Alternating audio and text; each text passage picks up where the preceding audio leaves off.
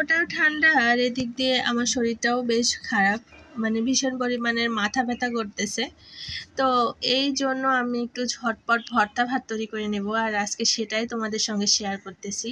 আসলে আমি আমার দৈনন্দিন জীবনের অনেক কিছুই তোমাদের শেয়ার করি, তো আমার শরীর খারাপ হলে আমি কি ধরনের রেসিপি তৈরি করে ঝটপট খেয়ে নিই সেটাও তোমাদের সঙ্গে শেয়ার করতেছি আজকে। তো এরকম করে বড় বড় দুইটা আলু একটু এরকম ফেড়ে দিলে এটা ভালোভাবে সেদ্ধ হয়। একটু টুথপিক দিয়ে আটকে দিয়েছি যেন সেদ্ধ হওয়ার পরে চারিদিক থেকে মানে খুলে না যায়, এটা আমার নিতে সুবিধা হয়। আর এখানে একটা ডিম আমি ধুয়ে নিয়ে প্রথমে দিতে চেষ্টা করলাম, পরে দেখলাম যে ডিমটা একটু ফেটে গিয়েছে, তো পলিথিন দিয়ে এখানে দিয়েছি শর্টকাট।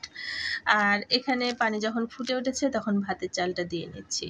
আসলে এমন হয় যে কখনো কখনো শরীর একদম চলে না, ভালো লাগে না, তারপরেও রান্না করতে হয়। একই জিনিস 365 দিন যদি একটা মহিলা করে তার কি ভালো লাগে। কখনো কখনো তো শরীর একদম চলে না, মনে হয় রান্নাঘরে যেতে ইচ্ছে করে না, তারপরও পেট নামক বস্তুটা তো একদম চুই করে ওঠে খাবার জন্য, তখন দৌড়ে যেতে হয়। আর তার সঙ্গে সঙ্গে যদি বাচ্চা থাকে তাহলে তো আপনাকে যেতেই হবে, কোনো রকমের কোনো মাপ নেই। বছরের প্রত্যেকটা দিনই আপনাকে রান্নাঘরে যেতেই হবে। তো যাই হোক, ভাত কিন্তু হয়ে গিয়েছে আর আমি মাড় পাশিয়ে নেব। আর আমি সবসময় ভাত মাড় পাশিয়েই তৈরি করি, তো এদিক দিয়ে একটু ভর্তা দেওয়ার ঝামেলা হয় সেই জন্য।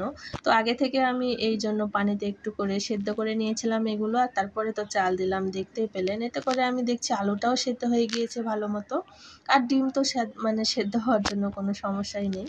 আর এদিক দিয়ে আমি আলু ডিম এগুলো বের করে নিয়ে ভর্তা করার জন্য চলে এসেছি। আর ভাতের মাড়টা বাসায় নেওয়ার পরে ভাতটাকে ঢাকা দিয়ে রেখেছি, কারণ যে কোনো গরম গরম ভাত বা গরম গরম ভাতের সঙ্গে যে কোনো ভর্তা খেতে কিন্তু খুব বেশি মজার লাগে। তো সবসময় এরকমই হয়ে থাকে যে গরম গরম ভাত আর সঙ্গে যে কোনো টাইপসের ভর্তা হলে আমার কিন্তু খুব বেশি ভালো লাগে। আর যেহেতু শরীর ভালো লাগছে না, তার ফলে একটু শুকনা মরিচ আর পেঁয়াজটা মোটা মোটা করে কেটে এরকম করে লবণ দিয়ে মাখিয়ে নিচ্ছি। আর তার সঙ্গে কাঁচা মরিচ আগে থেকে একটু মরিচের ভর্তা বাটা ছিল, সেই ভর্তাটাও আমি এখানে দিয়ে দিচ্ছি, তাহলে কাঁচা মরিচের ফ্লেভারটাও আসবে।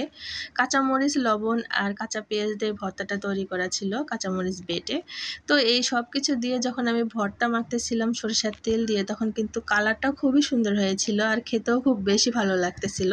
এখানে একটু কাঁচা মরিচের ফ্লেভারও ছিল, আবার শুকনা মরিচের ফ্লেভারও ছিল। তার সঙ্গে মোটা মোটা পেঁয়াজ দেওয়ার ফলে একটু ভর্তাটা যখন মুখে বাজবে তখন কচকচ করবে এবং খেতেও বেশ ভালো লাগবে। তো আমি শর্টকাট ডিম আলুর ভর্তা এভাবেই তৈরি করি। তো আজকে একটু কাঁচা মরিচের ভর্তাও তৈরি করেছিলাম, ভাবলাম সেটাও একটু হালকা এর মধ্যে দিয়ে দিই, তো ভালো লাগবে খেতে। আর সবসময় দেখবেন যে যখন মাথা ব্যথা করে তখন ঝাল ঝাল টাইপসের কিছু খেতে ভালো লাগে। তো গরম গরম ভাত নিয়েছি, ভর্তা তৈরি করা হয়ে গিয়েছে, আর কি বসে থাকা যায়। সঙ্গে ঘিও নিয়ে নিলাম গরম গরম ভাতের ওপর, আর এখন নিয়ে নিচ্ছি ভর্তাগুলো। আলহামদুলিল্লাহ, ভর্তা দিয়ে ঘি দিয়ে ভাত মাখিয়ে খেতে অমৃত মনে হচ্ছিল আমার কাছে। আমার মতো কার কার এরকম ভালো লাগে অবশ্যই কমেন্ট সেকশনে বলে যাবেন। আর কে কে শর্টকাট এরকম রান্না তৈরি করেন, যারা কিনা একদম শরীর ভালো না তারপরেও রান্না করতে হবে, কিছু খেতে হবে, তো ঝটপট এরকম সেদ্ধ ভাত চাপিয়ে দেন, তারা অবশ্যই আমাকে কমেন্ট সেকশনে বলে যাবেন আপুরা, তাহলে আমার অনেক বেশি ভালো লাগবে। তো আমার চ্যানেলে নতুন হয়ে থাকলে চ্যানেলটা সাবস্ক্রাইব করে দেবেন, আর ফেসবুক পেজ থেকে দেখলে আমার চ্যানেলটা ফলো করে নেবেন। আর এরকমের যদি শর্টকাট খাবার দাবার খেয়ে থাকেন তাহলে অবশ্যই বলে যাবেন আমাকে কমেন্টে, আমার অনেক বেশি ভালো লাগবে। আর অনেক অনেক অনেক বেশি ভালো লাগে আপনাদের কমেন্টগুলো পড়তে। ভালো থাকবেন সবাই, দেখা হবে নতুন কোনো রেসিপিতে। আসসালামু আলাইকুম।